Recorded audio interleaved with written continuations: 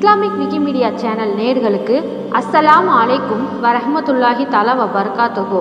இன்னைக்கு நாம யூனுஸ் அலைஹிஸ்ஸலாம் அவர்களுடைய வாழ்க்கை வரலாற்றை பற்றி தான் பார்க்க போறோம். யூனுஸ் அலைஹிஸ்ஸலாம் புன்யாமீனின் வழி வந்தவர்கள் என்றும் வேறு சிலர் கூறுகின்றனர். சுலைமான் அலைஹிஸ்ஸலாம் அவர்களுக்கு பின் அவர்கள் தோன்றினார்கள் என்றும், ஷுயைப் அலைஹிஸ்ஸலாம் அவர்களுக்கு பின் அவர்கள் நபியாக வந்தார்கள் என்றும் கூறப்படுகிறது.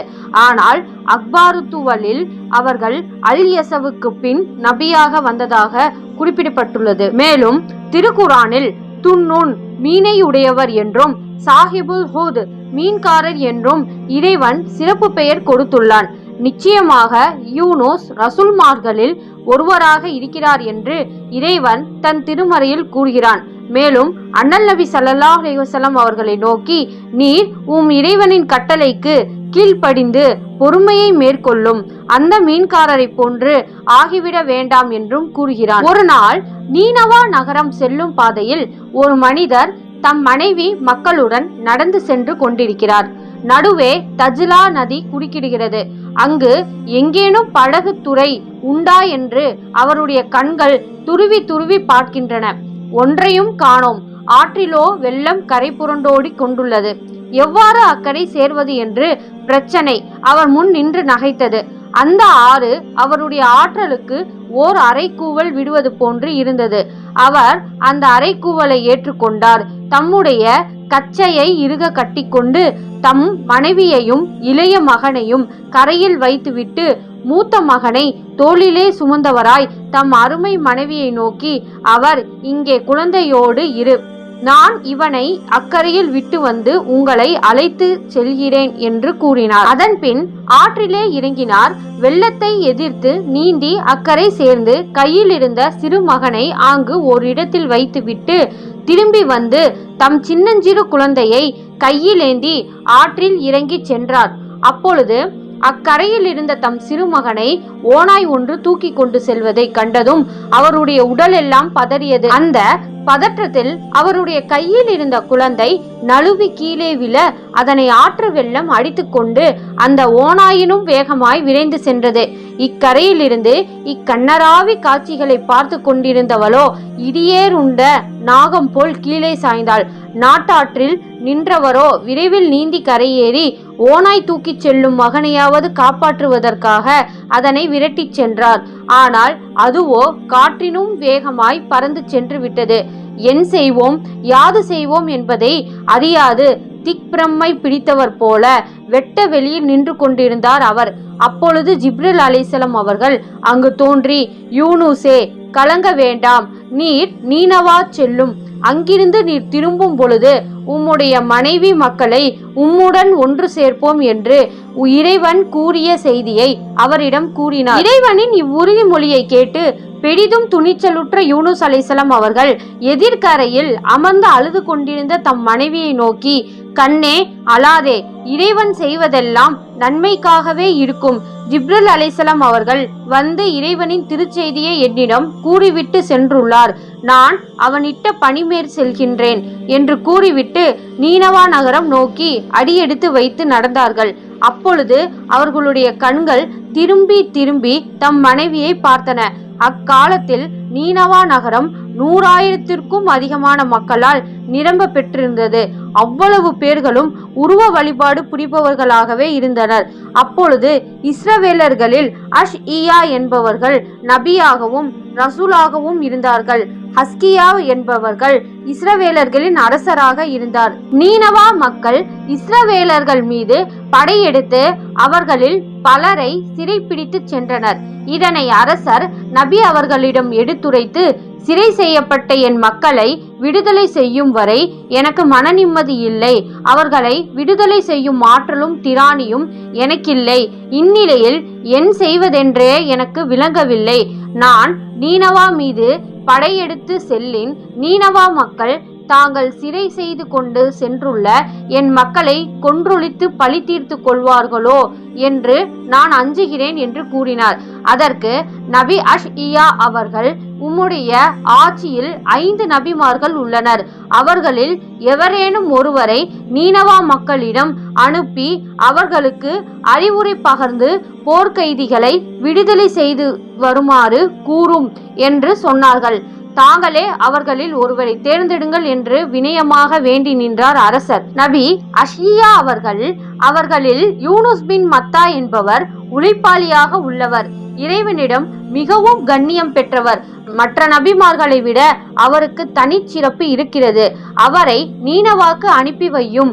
ஒருவேளை அந்நகர மக்கள் அவருடைய பேச்சை கேட்காத போதினும் அவர் அற்புதங்கள் பலவற்றை செய்து அவர்களை நல்வழிப்படுத்துவார் என்று நம்புகிறேன் என்று கூறினார்கள். உடனே அரசர் யூனுஸ் அலைஹிஸ்ஸலாம் அவர்களை அழைத்து வரச் செய்து விஷயத்தை கூற, அஷ்இயா அலைஹிஸ்ஸலாம் அவர்கள் என்னை இறையானைப்படி நீனவா செல்ல கூடியிருப்பின் எவ்வித மறுப்புமின்றி நான் அங்கு செல்கிறேன் என்று இயம்பினார்கள். அப்பொழுது அரசர் தங்களை நீனவா செல்லுமாறு கூறுவது இறையானைப்படி அல்ல, அஷ்இயா அலைஹிஸ்ஸலாம் அவர்களே தங்களை அப்பணிக்கென தேர்ந்தெடுத்தார்கள். எனவே தாங்கள் நீனவா சென்று வருவதுதான் நல்லது என்று கூறினார். நல்லது, அவ்விதமே செய்கிறேன் என்று கூறி தம் மனைவி மக்களுடன் நீனவா புறப்பட்டார்கள் யூனுஸ் அலைஹிஸ்ஸலாம் அவர்கள். அவ்விதம் செல்லும் பொழுதுதான் நடுவழியில் இவ்விதம் நிகழ்ந்தது. எனினும் அதை சிறிதும் பொருட்படுத்தாதவர்களாய் நீனவா நகர் சென்ற யூனுஸ் அலைஹிஸ்ஸலாம் அவர்கள் அந்நகரை ஆண்டு வந்த முல் இப்னுல் இர்ஷா என்பவனை அணுகி, நான் இறைவனின் திருநபி ஆவேன். நீர் சிறைவாரி சென்ற இஸ்ரவேலர்களை விடுதலை செய்து அழைத்து செல்வதற்காக நான் வந்துள்ளேன். அன்பு கூர்ந்து அவர்கள் மீது இறங்கி அவர்களை விடுதலை செய்யுமாறு வேண்டிக் கொள்கிறேன் என்று கூறினார்கள். அதற்கு அவ்வரசன், இஸ்ரவேலர்களாகிய நீங்கள் நல்லவர்களாக இருப்பின் நீங்கள் இத்துணை தொல்லைகளுக்கும் துன்பங்களுக்கும் ஆட்பட்டிருக்க மாட்டீர்கள். உங்கள் மீது எனக்கு வெற்றியை நல்கி உங்களில் பலரை சிறைவாரி செல்லவும் உங்களின் இறைவன் என்னை அனுமதித்திருக்க மாட்டான். அப்பொழுதெல்லாம் உங்கள் மீது அன்பு செலுத்த இயலாத உங்களின் இறைவனுக்கு இப்பொழுது உங்களின் மீது அன்பு பீரிட்டு கொண்டு வந்து அவன் உம்மை என்னிடம் அனுப்பி வைத்துள்ளானா என்று எகத்தாளமாக கூறினான். யூனுஸ் அலைஹிஸ்ஸலாம் அவர்கள் அவனுடன் 3 நாட்களாக உரையாடி இஸ்ரவேலர்களை விடுதலை செய்யுமாறு வேண்டிக் கொண்டதோடு உருவ துளும்பை விட்டொழித்து ஒரே இறை வணக்கத்தை மேற்கொள்ளுமாறும் கூறியும் அவை எல்லாம் செவிடன் காதில் ஊதிய சங்கு போல் ஆகியது. இதன் பின் என்ன? யூனுஸ் அலைஹிஸ்ஸலாம் அவர்களின் உருவ மற்ற ஓரிரை வணக்க பிரச்சாரம் நீனவா நகரத்தின் மூளை முடுக்குகளிலெல்லாம் எதிரொலிக்க தொடங்கியது. அது கண்டு திடுக்குற்ற அரசன் அவர்களை சிறை கம்பிகளுக்கு பின்னே தள்ளி சித்திரவதை செய்தான். அதன் பின் அவர்களை தொலைத்து கட்டினால்தான் தொல்லை தீரும் என்று எண்ணி அவர்களை நகரின் நார்ச்சந்தியில் வைத்து சிரச்சேதம் செய்யுமாறும் ஆணையிட்டான். குறித்த நாளில் அவர்களை சிரச்சேதம் செய்ய அழைத்து வருவதற்காக சிறை காவலர்கள் சிறை கதவுகளை திறந்த பொழுது அங்கு அவர்கள் கண்ட காட்சி அவர்களை பெருவியப்பில் ஆழ்த்தியது. இருள் மண்டி கிடந்த சிறை கூடம் ஒளிமயமாக விளங்கியது. அங்கு அழகிய உண்கலம் ஒன்றில் அறுசுவை உணவு வைக்கப்பட்டிருந்தது. அதிலிருந்து வெளியான நறுமணம் சிறை காவலர்களின் நாசியை துளைத்து நாவில் நீர் சுரக்க செய்தது. யூனுஸே, இதுவென்ன வியப்பாக இருக்கிறது என்று வினவினார்கள் அவர்கள். இதில் என்ன வியப்புள்ளது? இது எம் இறைவன் தம் நல்லடியார்களுக்கு அளிக்கும் அருட்பேறு என்று அமைதியாக பதிலளித்தார்கள் யூனுஸ் அலைஹிஸ்ஸலாம் அவர்கள். அது கேட்டு சிறை காவலர்களின் உள்ளத்தில் சபலம் தட்டியது. யூனுஸின் இறைவன் தான் உண்மையான இறைவனாக இருப்பானோ என்று அவர்கள் எண்ணினர். ஆம் ஆம் என்று அவர்களின் உள்மனம் எதிரொலி செய்தது. தம் கரம் நீட்டி யூனுஸ் அலைஹிஸ்ஸலாம் அவர்களின் கரம் பிடித்து கலிமா சொல்ல அவர்கள் எண்ணினர். ஆனால் அரச பயம் திடீரென குறுக்கிட்டு அவர்களின் கரங்களுக்கு விளங்கிட்டது. இச்செய்தி எவ்வாறோ அரசனுக்கு தெரிய வந்ததும் யூனுஸ் அலைஹிஸ்ஸலாம் அவர்களை சிரச்சேதம் செய்யின் இறந்த அவர் உயிரோடு இருக்கும் அவரை விட தமக்கு மாபெரும் எதிர்ப்பு சக்தியாக மாறிவிடுவார் என்று அஞ்சினான் அவன். எனவே யூனுஸை நாட்டை விட்டு விரட்டுக என்று மறு ஆணை அரசனின் வாயிலிருந்து வெளிவந்தது. யூனுஸ் அலைஹிஸ்ஸலாம் அவர்கள் நாடு கடத்தப்பட்டார்கள். இதன் பின் இறை ஆணைப்படி மீண்டும் நீனவா வந்து அவர்கள் அங்கிருந்த உருவ தொழும்பர்களிடம் ஒரே இறை வணக்கத்தை எடுத்துரைத்தார்கள். அது கேட்டு அவ்வுருவ தொழும்பர்களுக்கு ஏற்பட்ட வெஞ்சினத்திற்கு அளவில்லை. அவர்களை திட்டினார்கள், ஏசினார்கள். அத்துடன் இல்லாது அவர்களை நையப்புடைத்தார்கள். அடிவாங்க இயலாது யூனுஸ் அலைஹிஸ்ஸலாம் அவர்கள் மயக்கமுற்று கீழே வீழ்ந்ததும் அவர்கள் இறந்து விட்டார்கள் என எண்ணி இல்லம் சென்றார்கள். அடுத்த நாள் யூனுஸ் அலைஹிஸ்ஸலாம் அவர்கள் வீதியின் நடுவே நின்று கொண்டு மீண்டும் ஒரே இறைவணக்க பிரச்சாரத்தை தொடங்கியதும் அவர்களுக்கு தங்களுடைய கண்களையும் காதுகளையும் கூட நம்ப இயலவில்லை. மீண்டும் என்ன, யூனுஸ் அலைஹிஸ்ஸலாம் அவர்களின் பொன்னுடலின் மீது அடி மிதி மலைதான். இவ்வாறு ஒரு நாள் அல்ல, 30 ஆண்டுகள் தொடர்ந்து நடந்தன. ஒரே இறை வழிபாட்டு பிரச்சாரம் நிகழ்த்தி அவர்களின் நாவும் அழுத்து விட்டது. அடிவாங்கி அவர்களின் உடலும் அழுத்து விட்டது.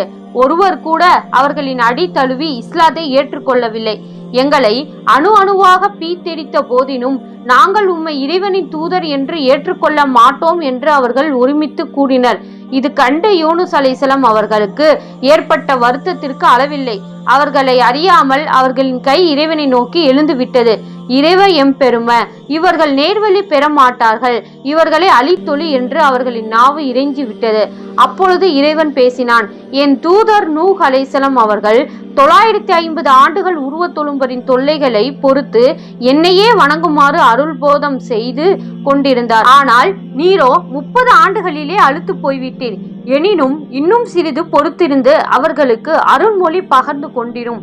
என்னையே வணங்குமாறும் எனக்கு இணை வைக்க வேண்டாம் என்றும் கூறிக்கொண்டிரும். அவர்கள் நேர்வழி பெறாவிடின் இறைவனின் தண்டனை அவர்களை வந்தெய்தும், நெருப்பால் ஆன மழை அவர்கள் மீது பொழியும் என்று எச்சரிக்கை செய்யும் என்று கூறினான். அவ்வாறே யூனுஸ் அலைஹிஸ்ஸலாம் அவர்கள் அம்மக்களை நோக்கி, நீங்கள் நேர்வழி பெறாவிடின் உங்கள் மீது இறை தண்டனை வந்தெய்தும் என்று கூறினார்கள். அதற்கு அவர்கள் சிரித்து கொண்டு இறை தண்டனை என்றால் என்ன என்று வினவினர். அது நரக நெருப்பின் வேதனை என்று மறுமொழி பகர்ந்தார்கள் யூனுஸ் அலைஹிஸ்ஸலாம் அவர்கள். அது வர ஏதேனும் நேரம் நிச்சயிக்கப்பட்டுள்ளதா என்று அவர்கள் வினவினர். ஆம், 40 நாட்கள் உங்களுக்கு தவணை தருகிறேன். அதற்குள் நீங்கள் இறைவனிடம் பாவ மன்னிப்பு கோரி நேர்வழி பெற்றால் உய்வீர்கள், இல்லையெனில் மாய்ந்தொழிவீர்கள் என்று கூறினார்கள் யூனுஸ் அலைஹிஸ்ஸலாம் அவர்கள். அது கேட்ட அவர்கள் இடி இடி என்று சிரித்தனர்.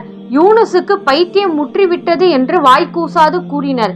இதன் பின் யூனுஸ் அலைஹிஸ்ஸலாம் அவர்கள் தனித்திருந்து, இறைவ எம்பெருமை, நான் அவர்களுக்கு நேர்வழி பெறுவதற்கு 40 நாட்கள் தவணை கொடுத்திருக்கிறேன். என் வார்த்தையை பொய்யாக்கி விடாதே. பொய்யாக்கின் அவர்கள் என்னை உயிரோடு வைத்திருக்க மாட்டார்கள். பொய்யர்களை அடித்துக் கொள்வது அவர்களின் வழக்கம் என்று இறைஞ்சினார்கள். அதற்கு இறைவன், நீர் ஏன் அவர்களுக்கு 40 நாள் தவணையை நிர்ணயித்தீர்? சற்று பொறுத்திருக்க கூடாதா? அவர்கள் இறை நம்பிக்கையுடன் இறப்பெய்துவர் என்றல்லவா நான் விதிப்பலகையில் ஏற்கனவே எழுதியுள்ளேன் என்று கூறினான். இறைவனின் இப்பதில் யூனுஸ் அலைஹிஸ்ஸலாம் அவர்களுக்கு அளவற்ற வருத்தத்தை அளித்தது. 1 மாதம் ஆகியது. யூனுஸ் அலைஹிஸ்ஸலாம் அவர்கள் விதித்த கெடுவுக்கு இன்னும் 10 நாட்களே பாக்கி இருந்தன. யூனுஸ் அலைஹிஸ்ஸலாம் அவர்கள் ஊருக்கு வெளியே உள்ள ஒரு மலை மீது அமர்ந்து, இறைவா, என்னை உண்மையாக்கிவை, பொய்யனாக்கி விடாதே என்று கண்ணீருடனும் கம்பளையுடனும் இறைஞ்சி கொண்டிருந்தார்கள். நீனவா மக்கள் சற்று தாமதித்து இறைவசுவாசம் கொள்வதை விரும்பாது தாம் கூறிய சொற்கள் உண்மையாக வேண்டும் என்பதற்காக அவர்கள் நீனவா மக்கள் மீது இறைமுனிவை இறக்கி வைத்து அவர்களை கொன்றொழிக்க இறைஞ்சி கொண்டிருப்பது போன்று அது இருந்தது. இதன் பின் நாட்கள் ஒன்றன் பின் ஒன்றாக ஓடின. இறுதியாக 40வது நாளும் புலர்ந்தது. அது முஹர்ரம் மாதம் 10ஆம் நாள் வியாழக்கிழமை. வைகரியில் மென்காற்று வீசிக்கொண்டிருந்தது. அது கண்டு நீனவா மக்களின் உடலும் மட்டுமின்றி உள்ளமும் குளிர்ந்தன. அவர்கள் யூனுஸ் அலைஹிஸ்ஸலாம் அவர்கள் கூறிய தண்டனையை முழுக்க நம்பாவிட்டாலும் அவர்களின் உள்ளின் உள்ளே ஒரு சிறு அச்சம் இருந்து கொண்டுதான் இருந்தது. எனினும் நெருப்பு மலைக்கு பதிலாக நெருப்பு காற்று கூட வீசாது மென்காற்று வீசுவதை கண்டு அவர்களுக்கு தைரியம் பிறந்தது. பிடித்து கொண்டு வாருங்கள் அந்த பைத்தியக்காரனை, அவனுக்கு தண்டனை விதிக்க வேண்டும் என்று அரசர் முதல் அனைவரும் கூக்குரலிட்டனர். யூனுஸ் அலைஹிஸ்ஸலாம் அவர்களை பிடித்து கொன்பவர்களுக்கு தகுந்த அன்பளிப்பு வழங்குவதாக அரசர் பிரகடனப்படுத்தினார். மக்கள் யூனுஸ் அலைஹிஸ்ஸலாம் அவர்களை தேடி நகரின் 4 பக்கங்களிலும் ஓடினர். ஆனால் சற்று நேரத்தில் மென்காற்று நீங்கி அனற்காற்று மெதுமெதுவாக வீச தொடங்கியது. அக்காற்றின் கடுமையும் வேகமும் நொடிக்கு நொடி அதிகரித்து கொண்டிருந்தன. அது கண்டு நகர மக்களின் குலையெல்லாம் நடுங்கத் தொடங்கியது. சற்று நேரத்தில் நகரை மேகங்கள் சூழ்ந்தன. மேகங்களிலிருந்து தீப்பொறி பறந்தது. இப்பொழுது நகர மக்களுக்கு என்ன செய்வதென்றே விளங்கவில்லை. தம் பாவம் பொறுத்தருளும்படி இறைவனிடம் இறைஞ்சுமாறு வேண்ட அவர்கள் யூனுஸ் அலைஹிஸ்ஸலாம் அவர்களை நாலா பக்கங்களிலும் தேடி ஓடினர். எனினும் அவர்களை எங்கு தேடினும் காணவில்லை. இறுதியாக அவர்கள் ஒரு ஷைகை அணுகி தங்களை காத்தருள் புரியுமாறு வேண்டினர். இறைவனே, எல்லா பொருள்களும் உயிரற்ற நிலையில் இருந்த பொழுது உயிரோடு இருந்தவனே, இறந்தவர்கள் உயிர்ப்பிக்கப்படும் பொழுதும் உயிரோடு உள்ளவனே, உன்னை தவிர வணக்கத்திற்குரியவன் எவனுமில்லை என்று அழுது கெஞ்சி இறைவனிடம் இறைஞ்சுமாறு அவர்களுக்கு அந்த ஷேக் அறிவுரை பகர்ந்தார். அவ்விதமே அனைவரும் ஒருங்கு திரண்டு காலில் செருப்பின்றியும் தலையில் தொப்பி இன்றியும் அருகாமையில் உள்ள ஒரு மலையுச்சிக்கு சென்று கண்ணீரை ஆறாக பெருக்கி தங்களின் பாவம் பொறுத்தருளுமாறும் அதன் பின் தங்கள் வணக்கத்திற்குரியோன் அல்லாஹ்வை தவிர வேறொருவனும் இல்லை என்றும் யூனுஸ் அலைஹிஸ்ஸலாம் அவர்கள் அவனுடைய திருத்தூதர் என்றும் உறுதி கொண்டதாகவும் போர்க்கைதிகளை யூனுஸ் அலைஹிஸ்ஸலாம் அவர்களிடம் ஒப்படைத்து விடுவதாகவும் மனமாற கூறினர். மேலும் இறைவனை போற்றி துதித்தனர். தாய்மார்கள் தங்களின் கை குழந்தைகளை தூக்கி எறிந்தனர். அவையும் அழுது கதறட்டும், அவற்றின் அழுக்குரலை கேட்டாவது இறையுள்ளம் இறங்கட்டும் என்று இவ்வாறு ஒரு பகல் அல்ல, ஓர் இரவல்ல, 40 இரவு பகல்கள் வீழ்ந்து கூறிக்கொண்டிருந்தனர். இறுதியாக இறைவனும் அவர்கள் மீது பொழியவிருந்த தீமலையை செழுமலையாக மாற்றி அவர்கள் மீது பொழியச் செய்தான். இதன் பின் அவர்கள் இறைவழி நின்று இறைவனுக்கு உவந்த வாழ்வை எழிலுடன் நடத்தி வந்தனர். இப்பொழுது அந்நாட்டு அரசர் இப்னுல் இர்ஷா ஒரு பிரகடனம் வெளியிட்டார். அது நீனவா முழுவதும் முழக்கப்பட்டது. எவர் யூனுஸ் அலைஹிஸ்ஸலாம் அவர்களின் இருப்பிடத்தை அறிந்து வந்து என்னிடம் உண்மை உரைக்கிறாரோ அவருக்கு என் அரசாங்கத்தை வழங்கிவிட்டு நான் அத்திருநபியின் காலடியில் அமர்ந்து குற்றேவல் புரிவேன். அவர்கள் பற்றி பொய்யுரைப்பின் அவருடைய தலை துண்டிக்கப்படும். மேலும் யூனுஸ் அலைஹிஸ்ஸலாம் அவர்களுக்கென நான் வெண்பொன்னால் ரதம் செய்து வைத்துள்ளேன். அதில் அவர்களை ஏற்றி நகருக்குள் அழைத்து வருவேன் என்று அப்பிரகடனத்தில் குறிப்பிட்டார்.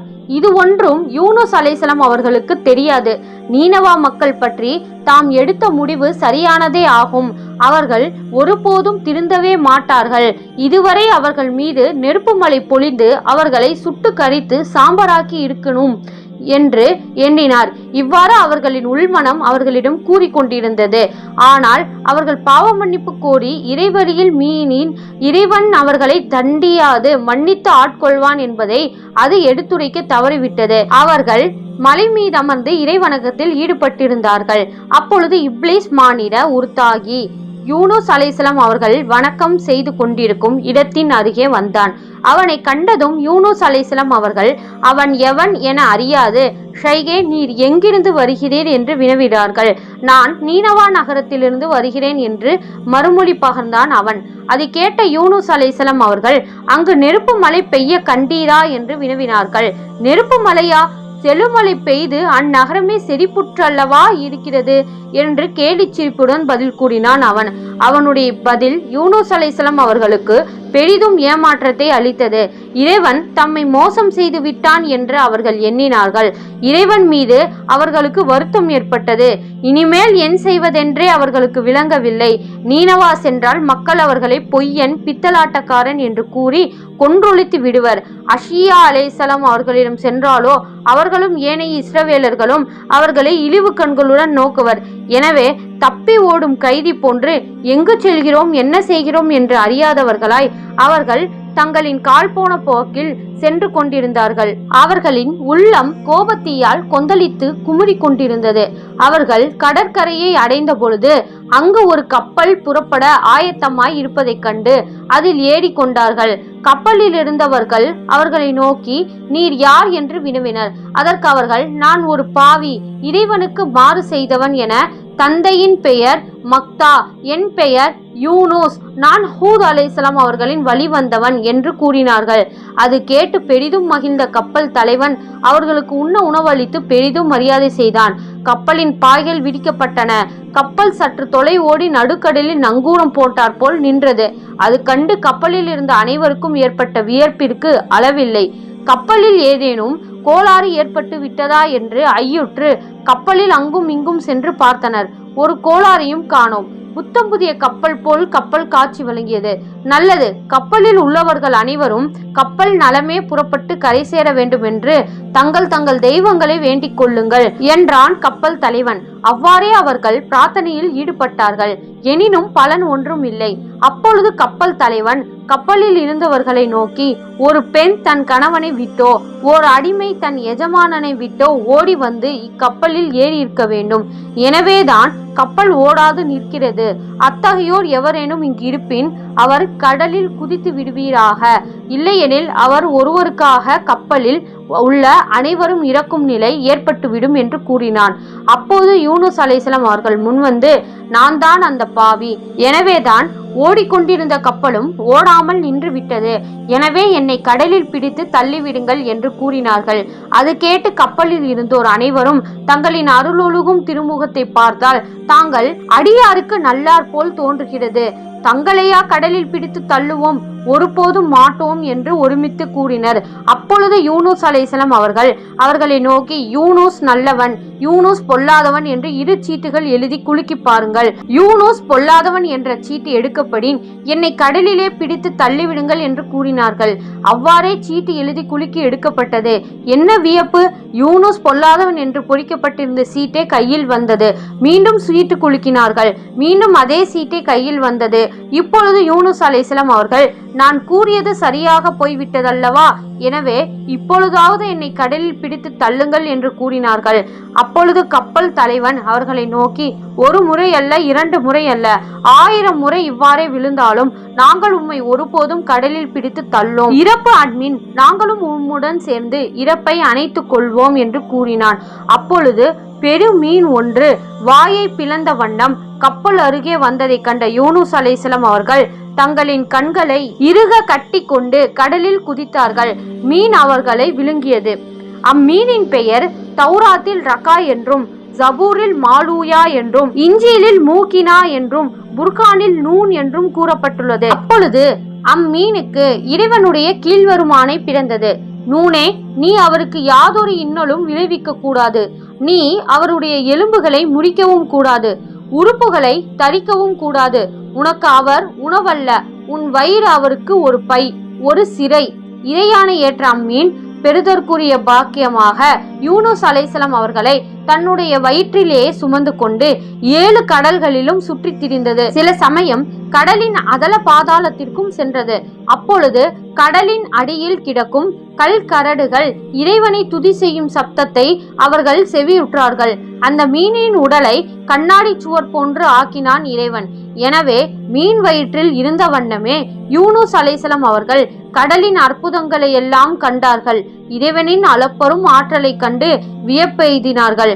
அப்பொழுது மூசா அலைஹிஸ்ஸலாம் அவர்கள் மீது அவதூறு கூறி அதன் காரணமாக பூமியால் விழுங்கப்பட்ட ஹாரூன் கடலில் வழக்கம் போல் அமுக்கி எடுக்கப்படுவதற்காக ஒரு வானவரால் அழைத்து செல்லப்படும் பொழுது மீன் வயிற்றில் ஒருவரை கண்டு அவரை யார் என்று விசாரித்தான். அவன் யூனுஸ் அலைஹிஸ்ஸலாம் என அவர்கள் பதில் உரைத்தார்கள். அதன் பின் அவன் யூனுஸ் அலைஹிஸ்ஸலாம் அவர்களை நோக்கி மூசா அலைஹிஸ்ஸலாம் அவர்களை பற்றியும் ஹாரூன் அலைஹிஸ்ஸலாம் அவர்களை பற்றியும் விசாரித்தான். அவர்கள் எல்லாம் இறந்து எத்தனையோ நூற்றாண்டுகள் ஆகிவிட்டன என்று யூனுஸ் அலைஹிஸ்ஸலாம் அவர்கள் மறுமொழி பகர்ந்தார்கள். அது கேட்டு அவன் அழுது சலித்தான். அதன் பின் மீனின் கல்லீரலில் தலையை வைத்து சுஜூது செய்த வண்ணம், இறைவா, உன்னால் தூதனுப்பப்பட்ட எந்த தூதரும் உன்னை நெருக்கமாக அணுகாத உன் அமரர்களில் எவரும் சுஜூது செய்ய முடியாத ஒரு விசித்திரமான இடத்தில் அமர்ந்து உன்னை சுஜூது செய்யும் வாய்ப்பளித்த உனக்கே எல்லா புகழும் என்று கூறி இறைவனின் துதி பாடினார்கள். அப்பொழுது அவர்கள் இறைஞ்சிய துவா லா இலாஹா இல்லா அன்த சுபஹானக இன்னி குந்து மினல் லாலிமீன் என்பதாகும். மீன் வயிற்றில் இருக்கும் பொழுது ஒருவித சப்தத்தை கேட்டு இது எவருடைய சப்தம் என்று யூனுஸ் அலைஹிஸ்ஸலாம் அவர்கள் தம்மையே தாம் கேட்டு கொண்டார்கள். அப்பொழுது இறைவனிடமிருந்து இவை கடலில் உள்ள உயிர் பிராணிகளின் தஸ்பீஹ் ஆகும் என்று செய்தி வந்தது. அப்பொழுது அவர்கள் லா இலாஹா இல்லா அன்த சுபஹானக இன்னி குந்து மினல் லாலிமீன் என்ற துவாவை ஓதினர் என்று மற்றொரு வரலாறு கூறுகிறது. திடீரென அவர்களின் உள்ளத்தை ஒருவித திடுக்கம் ஆட்கொண்டது. தாம் செய்த பெரும் தவற்றினை உணர்ந்து அவர்கள் நெக்குருகினார்கள். இறையாணைப்படி கடமையாற்ற வேண்டிய தாம் இறைவனிடம் அனுமதி பெறா நிலையில் நீனவா நகரத்தை விட்டு புறப்பட்டது தாம் செய்த முதற் பெரும் குற்றம் என்று அவர்கள் கருதினார்கள். குறித்த தவணைப்படி நீனவா மக்கள் இறை தண்டனைக்கு ஆளாகாத பொழுது அதற்கான காரணத்தை இறைவனிடம் கேட்டறியாது இறைவன் தம்மை ஏமாற்றி விட்டான் என்று தாம் கருதியது அதைவிட பெரும் குற்றம் என அவர்கள் கண்டார்கள். எனவேதான் தமக்கு மீன் வயிற்று சிறை தரப்பட்டுள்ளது என்பதையும் அவர்கள் உணர்ந்தார்கள். எனவே இறை மன்னிப்பை பெறுவதற்காக அவனின் ஏகத்துவத்தை உறுதிப்படுத்தும் முறையில் கலிமா உரைத்து அவன் ஏமாற்றுதல் போன்ற மோசடிகளை விட்டும் தூய்மையானவன் என்பதை குறிக்கும் முறையில் அவனை தஸ்பீக் செய்து தூயவனாகிய அவன் மீது மாசு கற்பித்ததன் காரணமாக தாமே தமக்கு அநீதி இழைத்து கொண்டதற்காக தம் மீது குற்றம் சுமத்தி கொண்டார்கள். அப்பொழுது அவர்களுக்கு மூச்சு திணறியது. இதுதான் தமக்கு கடைசி மூச்சாக இருக்குமோ என்ற ஐயமும் அச்சமும் கொண்ட அவர்கள் இறப்பதற்கு முன் இறைவனிடம் தம் குற்றத்தை ஏற்றுக்கொண்டு பாவ மன்னிப்பு பெற்றுக் கொள்ளலாம் என்று எண்ணி, அல்லாஹ் உன்னை தவிர வணக்கத்திற்குரியன் வேறு எவனும் இல்லை, நீ தூய்மையாளன், நிச்சயமாக நான் அநியாயக்காரர்களில் ஒருவனாக உள்ளேன் என்று அவர்கள் கண்ணீருடன் கம்பளையுடன் கூறி கதறி அழுதார்கள். அவர்கள் இவ்வாறு இறைவனை துதித்து கொண்டிருக்கும் பொழுது அதனை செவியுற்ற வானவர்கள் இறைவனை நோக்கி, இறைவா, மண்ணில் இருந்தல்ல வேறு எங்கிருந்தோ யாரோ ஒருவர் மெல்லிய குரலில் உன்னை துதி செய்கிறாரே, அவர் யார் என்று வினவினர். அதற்கு இறைவன், அவர்தாம் நம் அடியார் யூனுஸ், அவர் நமக்கு மாறு செய்தார், எனவே அவரை நாம் மீன் வயிற்றில் சிறை வைத்துள்ளோம் என்று கூறினான். அதற்கு அவர்கள், இரவிலும் பகலிலும் உன்னிடம் தம் நற்செயல்களை உயரச் செய்யும் அந்த நல்லடியாரா என்று வினவினர். அதற்கு இறைவன் ஆம் என்று மறுமொழி பகர்ந்தான். அது கேட்ட வானவர் யூனுஸ் அலைஹிஸ்ஸலாம் அவர்களுக்காக இறைவனிடம் பரிந்துரைத்தனர். அவர் நாளெல்லாம் நல்லனம் செய்யும் உன்னுடைய நல்லடியராயிற்றே, அவருக்கா இத்துணை துன்பம் ஏற்பட்டது, அருளாளர்களிலெல்லாம் அருளாளனாகிய நீ அவர் மீது இறங்குவாய் என்று இறைஞ்சினார்கள். அவர்களின் பரிவுரையை இறைவன் ஏற்று யூனுஸ் அலைஹிஸ்ஸலாம் அவர்கள் தம் தவற்றினை உணர்ந்து தம்மை இடைவிடாத அழுகையுடன் துடித்து கொண்டிருப்பது கண்டு அவர்கள் மீது இறங்கினான். மீனுக்கு இறையானை பிறந்தது. நூனே, அவரை கடலோரத்தில் கக்கிவிடு என்று அவ்வாறே மீன் செய்தது.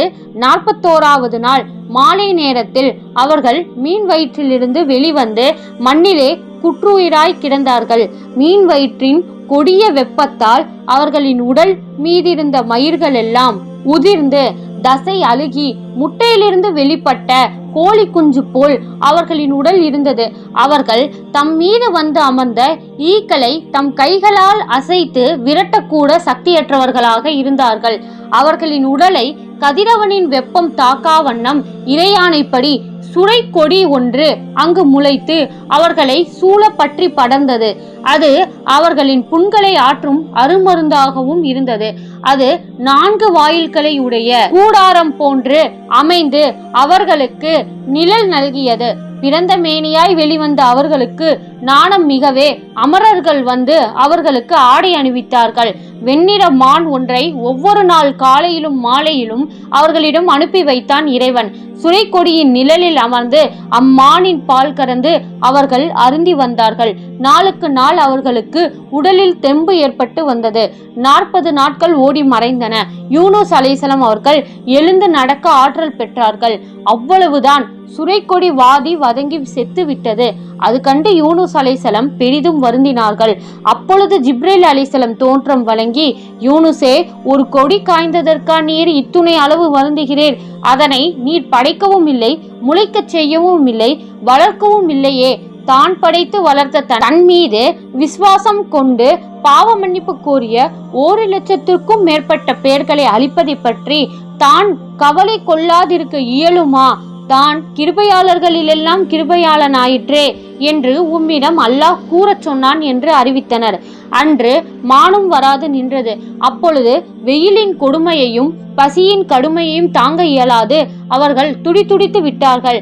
இறைவா, நான் இன்று பட்டினியாய் உள்ளேன் என்று அவர்கள் இருக்கரும் ஏந்தி இறைஞ்சினார்கள். அப்பொழுது இறைவன் அவர்களை நோக்கி, யூனுஸே, நீர் உம்முடைய பழக்க வழக்கத்தில் ஒரு நாளாவது மாறுதல் ஏற்படுவதை விரும்பவில்லை. ஆனால் நானோ என்னுடைய நல்ல பழக்க வழக்கங்களை விட்டொழித்து 1,00,000 பேர்களை கொன்றொழித்து விட வேண்டும் என்று விரும்பினீர் என்று இடித்துரைத்தான். அது கேட்ட யூனுஸ் அலைஹிஸ்ஸலாம் அவர்கள் அலறி துடித்தவர்களாய், இறைவா, என் பாவம் பொறுத்தருள். நீயோ அன்பாளர்களிலெல்லாம் அன்பாளன், நானோ பாவியாகவும் வெட்கப்பட்டவனாகவும் இருக்கிறேன். உன் ஆணைப்படி நடக்க சித்தமாய் உள்ளேன் என்று ஏம்பினார்கள். அப்பொழுது இறைவன் அவர்களை நோக்கி, நீனவா மக்கள் தன்னிடம் பாவ மன்னிப்பு கோரி நேர்வழி பெற்றதையும் அதன் காரணமாக அவர்களை தான் மன்னித்ததையும் எடுத்துரைத்து, இப்லீஸின் மாய பேச்சில் மயங்கி தன்னை வெறுத்து அவர்கள் சென்றதையும் இடித்துரைத்து, யூனுஸே, நீனவா மக்கள் உம்மை ஆவலோடு தேடிக்கொண்டிருக்கிறார்கள். அங்கு செல்லும். உம்முடைய மனைவி மக்களையும் உம்மிடம் விரைவில் சேர வைப்போம் என்று அருள்மொழி பகர்ந்தான். அவ்வாறே அவர்களும் இறைவனை தொழுது விட்டு நீனவா நோக்கி அடியெடுத்து வைத்து நடந்தார்கள். வழியில் ஒரு குயவன் சட்டி பானைகள் செய்வதற்காக மண்ணெடுத்து கொண்டிருந்தான். அவன் அவர்கள் முகவாட்டத்துடன் வந்து கொண்டிருப்பதை கண்டு அவர்களை ஒரு வழிபோக்கரென எண்ணி அவர்கள் மீது இறங்கி அவர்களை தன் இல்லம் அழைத்து சென்று அவர்களுக்கு உணவளித்து அவர்களை தன் இல்லத்திலேயே தங்கவும் செய்தான்.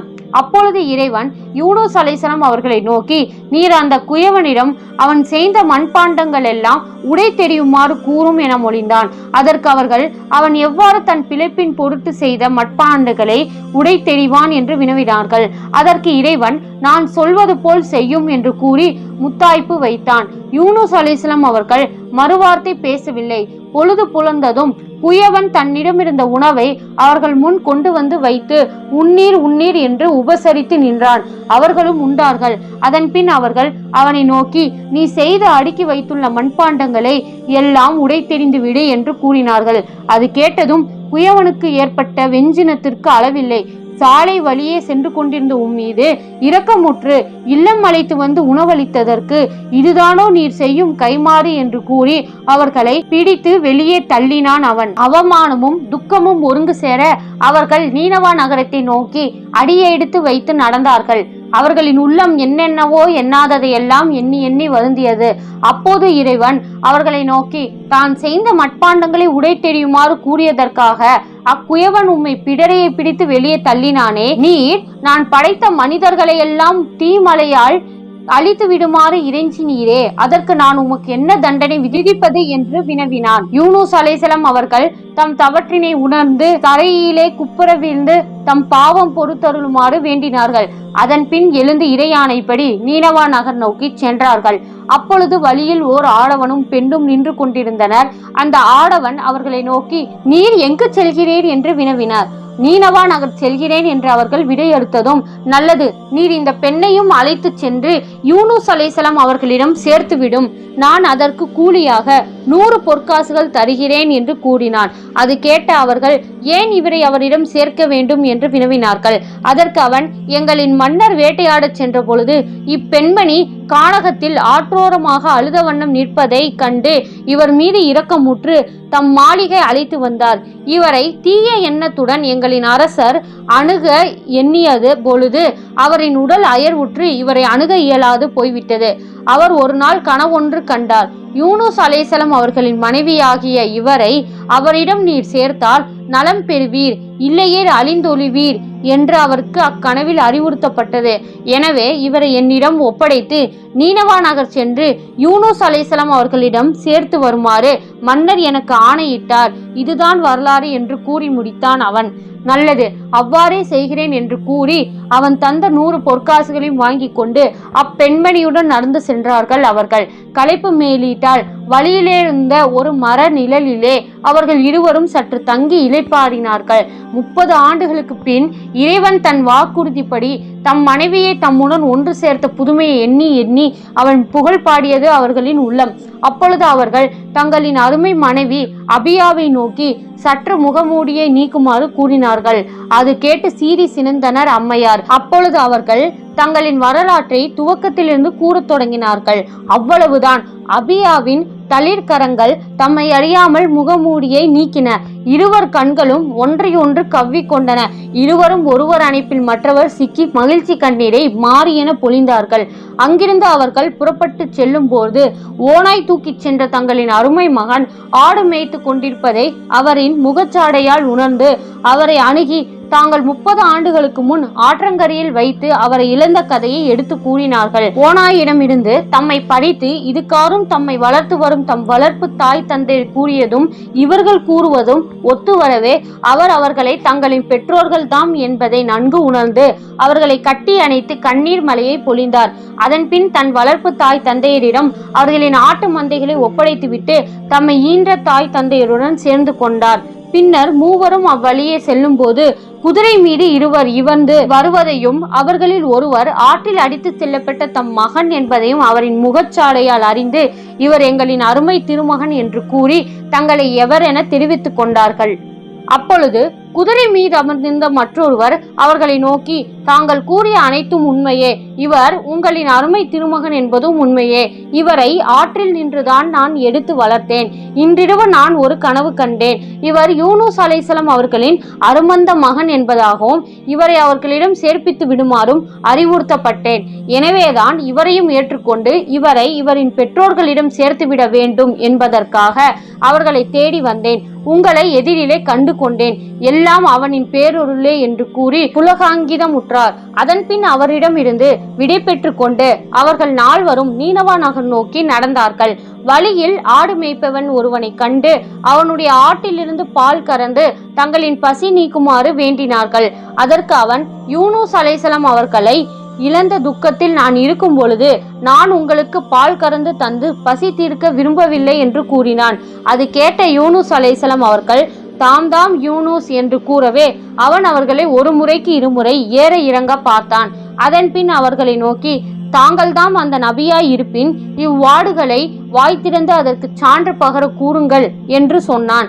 அவன் இவ்வாறு கூறி வாய் மூடும் முன் ஆடுகள் எல்லாம் வாய் திறந்து இவர்கள்தாம் இறை தூதர் யூனுஸ் அலைஹிஸ்ஸலாம் அவர்கள் என்று ஒருமித்து முழங்கின. அது கண்டு வியப்பு கடலில் மூழ்கிய அவன் களி நடனம் ஆடத் தொடங்கினான். அதன் பின் ஓடோடி சென்று தன் ஆடுகளிலிருந்து பால் கறந்து அந்நால்வருக்கும் அருந்த கொடுத்தான். பின்னர் யூனுஸ் அலைஹிஸ்ஸலாம் அவர்கள் அவனை நோக்கி, நீர் தாம் என்னை எல்லோருக்கும் முன்பாக சந்தித்ததன் காரணமாக நீர்தாம் என்னை பின்பற்றியவரில் முதல்வராவீர் என்று பாராட்டு மொழி பகர்ந்தார்கள். அது கேட்டு பூரித்து புலகாங்கிதமுற்றார் அவர். அதன் பின்பு யூனுஸ் அலைஹிஸ்ஸலாம் அவர்கள் அவரிடம், நீர் நீனவா நகரம் சென்று நான் இங்கு வந்துள்ள செய்தியை அவர்களுக்கு எடுத்துரைத்து வருவீராக என்று கூறினார். அதற்கு அவர், நான் எத்தகைய சான்றும் இன்றி இதனை அவர்களிடம் எடுத்துரைப்பின் நான் பொய்யுரைப்பதாக கூறி என்னை அவர்கள் சிறகாக்கினை செய்தாலும் செய்யலாம். ஏனெனில் தங்களை பற்றி முதலில் செய்தி கொணர்பவர்களுக்கு தம் அரசாங்கத்தை தருவதாகவும் அது பொய்யாயிருப்பின் அச்செய்தி கொணர்ந்தவர் சிரச்சேதம் செய்யப்படுவார் என்றும் அரசர் பிரகடனப்படுத்தியுள்ளார். இந்நிலையில் என் செய்வதென்றே எனக்கு விளங்கவில்லை என்று கூறினார். அதற்கு யூனுஸ் அலைஹிஸ்ஸலாம் அவர்கள், நீர் சென்று உண்மையை கூறும். அவர்கள் அதனை பொய்யென கூறின் இவ்வாடுகள் உமக்கு சான்று பகரும். இவ்வாடுகளை உம்முடன் அழைத்து செல்லும் என்று கூறினார்கள். அவ்வாறே அவர் செய்தார். நீனவா நகர் சென்று கண்டேன் யூனுஸ் அலைஹிஸ்ஸலாம் அவர்களை கண்களால் கண்டேன் என்று நகர வீதியெங்கும் கூறி சென்றார். மக்கள் ஓடோடி வந்து அவரை பொய்யர் என்றும் பித்தர் என்றும் கூறி அவரை அடிக்க தங்களின் கைகளை ஓங்கினர். அப்பொழுது ஆடுகள் அனைத்தும் ஒருமித்து அவர் கூறுவது உண்மை என முழங்கின. அவ்வளவுதான். நீட்டிய கரங்கள் மடங்கின. அடிக்க சென்ற கரங்கள் அவரை அணைக்கலாயின. அரசர் அந்த ஆடு மேய்ப்பவரின் கரங்களை பிடித்து கொண்டு, நீரே என்னை விட இந்நாட்டு அரியணையில் வீற்றிருக்க தகுதி வாய்ந்தவர் என்று மகிழ்ச்சி மொழி பகர்ந்தார். பின்னர் அவர்கள் அனைவரும் ஒருமித்த குரலில், எங்கே யூனுஸ் என்று ஏக்கத்துடன் வினவினர். அதன் பின் யூனுஸ் அலைஹிஸ்ஸலாம் அவர்கள் இருக்கும் இடம் நோக்கி ஓடோடி வந்து அவர்களின் கரம் தொட்டு, வணக்கத்திற்குரியோன் அல்லாஹ் ஒருவனை அன்றி வேறில்லை. யூனுஸ் அலைஹிஸ்ஸலாம் அவர்கள் அவனின் திருத்தூதர் ஆவார் என்று மொழிந்தனர். அவர்களின் இச்சொற்கள் யூனுஸ் அலைஹிஸ்ஸலாம் அவர்களின் செவியில் இன்பத்தேனென பாய்ந்தது. அவர்களின் இந்த மனமாற்றமே அவர்களை இறை தண்டனையிலிருந்து காத்தது என்னும் உண்மையையும் யூனுஸ் அலைஹிஸ்ஸலாம் அவர்கள் உணர்ந்தார்கள்.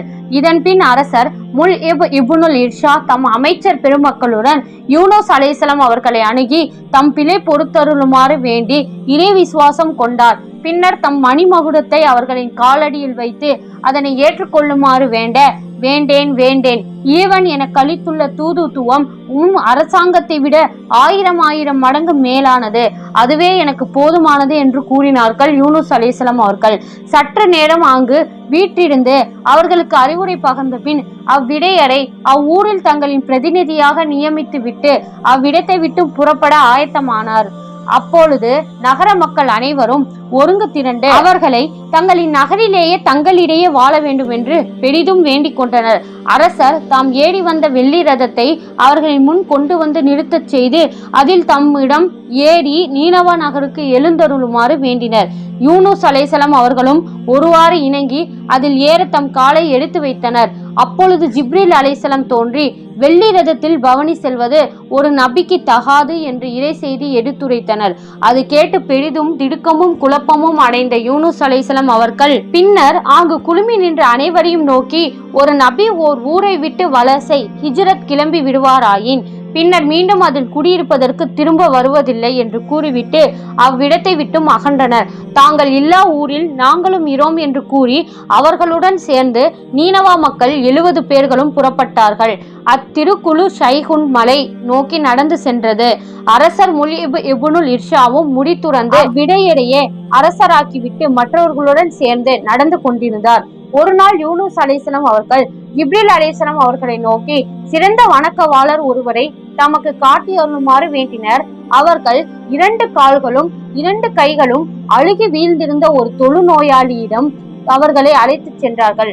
அவரோ இந்நிலையிலும் இறைவனை துதித்து அவனுக்கு நன்றி செலுத்தி கொண்டிருந்தார். அது கண்ட யூனுஸ் அலைஹிஸ்ஸலாம் அவர்கள் ஜிப்ரீலை நோக்கி, நான் அதிகமாக தொழவும் நோன்பு நோற்கவும் செய்பவரை அல்லவா என்னிடம் காட்டுமாறு கூறினேன் என்றனர். ஜிப்ரீல் அலைஹிஸ்ஸலாம் அவர்கள் அவரின் கண்களை தொட்டார்கள். கண்கள் 2ம் அழுகி வீழ்ந்தன.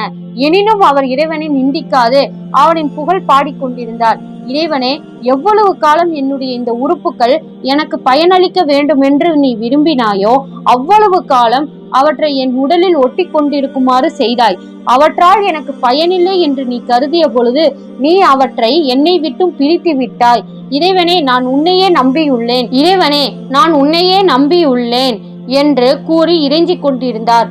அப்பொழுது ஜிப்ரீல் அலைஹிஸ்ஸலாம் அவர்கள் அவரை நோக்கி, உமக்கு 2 கண்களையும் மீண்டும் தருமாறு இறைவனிடம் இறைஞ்சுவோம் வாரும் என்று கூறினர். அதற்கு அவர், நான் அதனை விரும்பவில்லை. இறைவனுடைய விருப்பம் எதுவோ அதுவே என்னுடைய விருப்பமும் ஆகும் என்று கூறினார். அது கேட்ட யூனுஸ் அலைஹிஸ்ஸலாம் அவர்கள், இவரை விட மேலான வணக்கவாளரை நான் கண்டதில்லை என்று கூறினர். அப்பொழுது ஜிப்ரீல் அலைஹிஸ்ஸலாம் அவர்கள், இறை விதியை பொறுமையுடன் ஏற்றுக்கொள்வதை விட மேலான வணக்கம் வேறொன்றும் இல்லை என்று சொன்னார்கள். அம்மலை அடிவாரத்திலுள்ள ஒரு குட்டையில் தவளை ஒன்றிருந்தது. அது ஒரு நொடி கூட விடாது இறைவனை துதித்து கொண்டிருந்தது. இவ்வாறு ஒரு நாள் அல்ல, ஓராண்டல்ல, 100 ஆண்டல்ல, 1000 ஆண்டல்ல, 4000 ஆண்டுகளாக என் துதிப்பாதி கொண்டுள்ளது. எனினும் அது அயர் உறவில்லை என்று கூறினான் இறைவன். அது கேட்டு யூனுஸ் அலைஹிஸ்ஸலாம் அவர்கள் பெருவியப்பெய்தினர். அம்மலையிலேயே தங்கி இறுதிவரை இல்வாழ்வு நடத்தி வந்த யூனுஸ் அலைஹிஸ்ஸலாம் அவர்கள் மலையிலே தங்கி இறுதிவரை இல்வாழ்வு நடத்தி வந்தார் யூனுஸ் அலைஹிஸ்ஸலாம் அவர்கள். மேலும் அவர்கள் ஹல் என்ற சிற்றூரில் அடங்க பெற்றதாக இமாம் அபுல் ஃபதா கூறுகிறார்கள். மற்றும் சிலர் கூபாவில் அடங்க பெற்றதாக கூறுகின்றனர். இன்று நாம் யூனுஸ் அலைஹிஸ்ஸலாம் அவர்களின் வாழ்க்கை வரலாற்றை கண்டோம். இதில் குறிப்பிட்டுள்ளவைகள் அனைத்தும் நபிமார்கள் வரலாறு 2ஆம் பாகம் புத்தகத்தில் குறிப்பிட்டுள்ளவையே. இன்னும் அடுத்த பதிவுகளில் மற்ற நபிமார்களின் வரலாற்றை காண்போம். இன்ஷா அல்லாஹ். அஸ்ஸலாமு அலைக்கும் வரஹ்மத்துல்லாஹி தஆலா வபரகாத்துஹு.